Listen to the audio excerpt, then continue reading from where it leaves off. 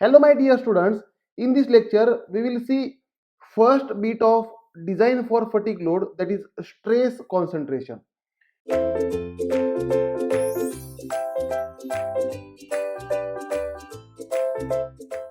Now in previous lectures or in strength of material you have seen the design of machine element for static loading. Let us say a machine element is subjected to static loading. For these static loading you have already seen a design. Let us say whenever a component is subjected to tensile loads, let us say these are the tensile load force F, right? Now in this component, whatever may be the cross section of the component, let us say whatever may be the cross section of the component, the tensile stress will be equal to force divided by area, right? Let us say the component is subjected to bending moment. Let us say the component is subjected to bending moment M, right? This M is a design bending moment, right? And one directional, right, means static load. Now whenever a component is subjected to bending moment, there will be a bending equation, that is M by I is equal to sigma B by Y, right? That already we have seen. Therefore this sigma B bending stress becomes equal to M by I into Y. This is a bending stress induced in the component due to bending moment, right? And let us say a component is subjected to torsional shear stress or torque. A component is subjected to torque. Let us say the component is subjected to torque T, right? This is a torque T. Now whenever a component is subjected to torque, then the component is subjected to torsional shear stresses. As per torsional equation, the torsional equation is T by J is equal to tau by R. Therefore this torsional shear stress tau is equal to T by J into R. T by J into R. Now here for design of static loading, now the first equation sigma T is equal to force divided by area, second equation sigma B is equal to M by I into Y, and third equation tau is equal to T by J into R. These equations are called fundamental equations. These equations are called fundamental equations, right, for design for static loading.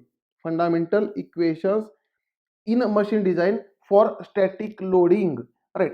Now again these equations are also called elementary equations. These equations are also called elementary equations, right? Now while deriving these equations in strength of material, you have considered one assumption. Now these equations are based on some assumptions, and out of these assumptions, one assumption is material is continuous. One assumption is material is continuous. On these assumption, these equations we have derived. That means material is continuous means, let us say if I consider one material, let us say in this material there are voids. Let us say these are voids. Right? And let us say there are micro cracks. Let us say these are cracks. And in strength of material, while deriving these fundamental equations or elementary equations, we are assuming that in material there are no voids, and no cracks. Means cracks and voids are ignored while designing for static load, right? But here my dear students, it is impossible that there is no void in the material. These voids or cracks are called discontinuities. They are called discontinuities, right? But it is impossible that in material there are no discontinuity. It is impossible. In reality, if you talk about reality, there is always a discontinuity in the material, right?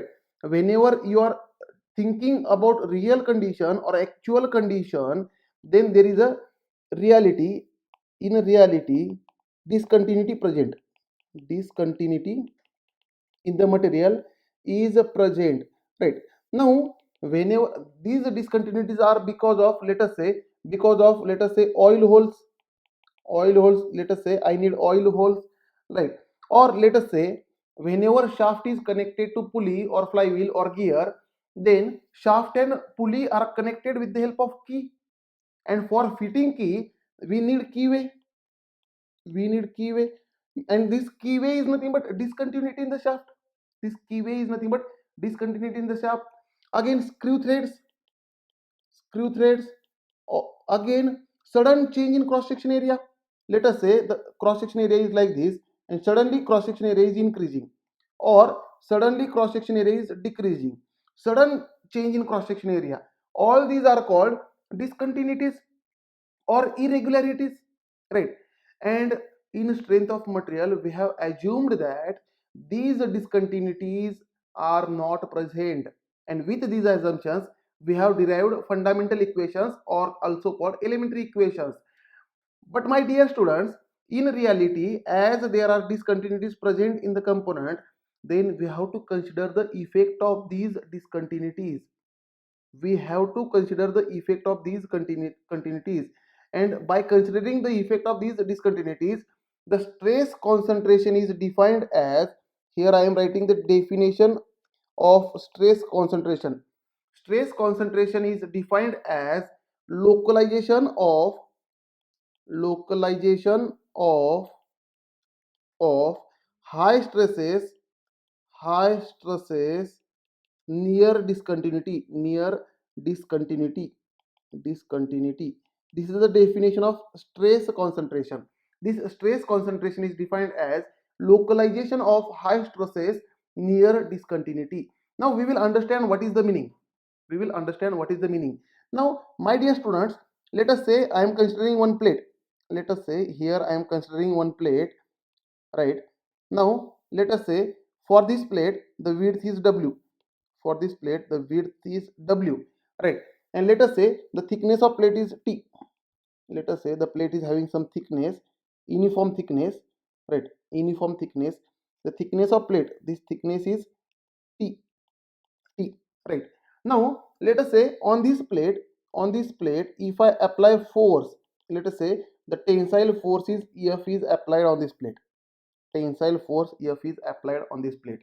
Now as per strength of material, the stress in this plate, is nothing but sigma is equal to force divided by area. Now on which area the force is applied? See, you can see here, this is the hatching area is the area on which force is applied. Therefore this area is nothing but, can I say, w into t, w into t. Therefore here stress is equal to force divided by w into t. This is the stress as per strength of material. But let us say if I want to use this plate in assembly, means I want to assemble this plate with other plate. Now again I am drawing the same plate. Now my target is to do assembly of similar plates, similar two plates. Now what I need to do for assembly, I need to make a hole. Let us say for any joint, let us say bolt joint or screw joint, right? Now let us say this is in this hole there is a bolt is going to fit. Now this plate is having width w already considered, thickness t, and let us say the hole is made in this plate of diameter d, and the same force F is acting on the plate. Now the same force F is acting on the plate. Now can you imagine if I consider one section at location of bolt or location of hole, this hole is nothing but discontinuity. And let us say if I consider section xx at hole location, means along section xx we have to cut this plate. And if I cut this plate along section xx, then the plate will look like this. Right? Now the plate will look like this. Now see here, the plate will look like this, right? Now, and the area on which now force is acting, this hatching area, means if I consider minimum area, this hatching area I have to consider, right? Now there is a concept of nominal stress. Nominal stress. Now this nominal stress is based on minimum area, in the cross section, right? Now therefore this hatching area is a minimum, therefore what is a minimum? Can I say this width is w, thickness is t, and from width w diameter d is subtracting, therefore a minimum is nothing but w minus d into t. This is the minimum area. And nominal stress, which is nothing but sigma naught, nominal stress is denoted by sigma naught. Therefore, nominal stress sigma naught is equal to force divided by area minimum. Therefore, this nominal stress, we can say this nominal stress is equal to force divided by W minus D into T. This is a nominal stress, right? Now, from equations, can you say that the nominal stress is more than stress, right? The nominal stress, which is based on minimum area, is more than the stress calculated by considering total area. Now here again I am considering the same plate of width W, thickness T, and having hole of diameter D. Now for this stress, we have, for this plate we have calculated stress is equal to force divided by area, which is nothing but force divided by W into T, and nominal stress is nothing but based on minimum area, force divided by W minus D into T. This is the nominal stress based on minimum area.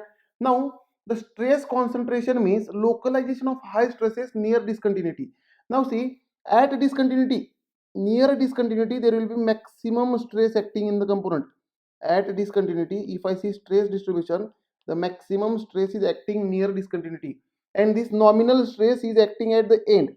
Let us say this is sigma naught or sigma naught or sigma, right?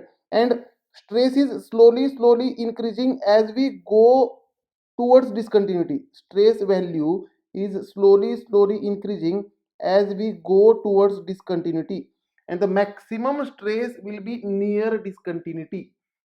Now this maximum stress is because of stress concentration effect, right? And this, we have to define one factor, that is theoretical stress concentration factor. Now we have to define theoretical stress concentration factor. This definition is very important in the topic, stress concentration factor. It is written as KT, theoretical stress concentration factor. This definition is very important for solving numericals. It is represented as KT, and this KT is nothing but theoretical stress concentration factor is nothing but maximum stress near discontinuity, maximum stress near discontinuity divided by nominal stress calculated based on or obtained by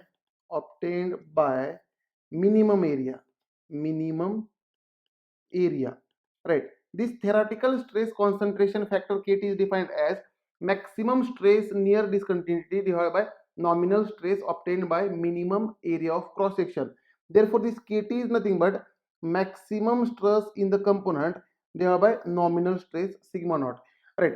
And let us say shear loading. If there is a shear loading, for shear loading, the same KT is defined as maximum shear stress near discontinuity divided by nominal shear stress calculated based on minimum area, right? This is the formula.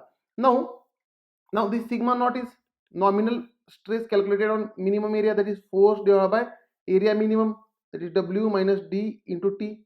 This is the nominal stress calculated, and from this we will get maximum stress near discontinuity is nothing but KT into sigma naught, and because of these maximum stresses, component is going to fail.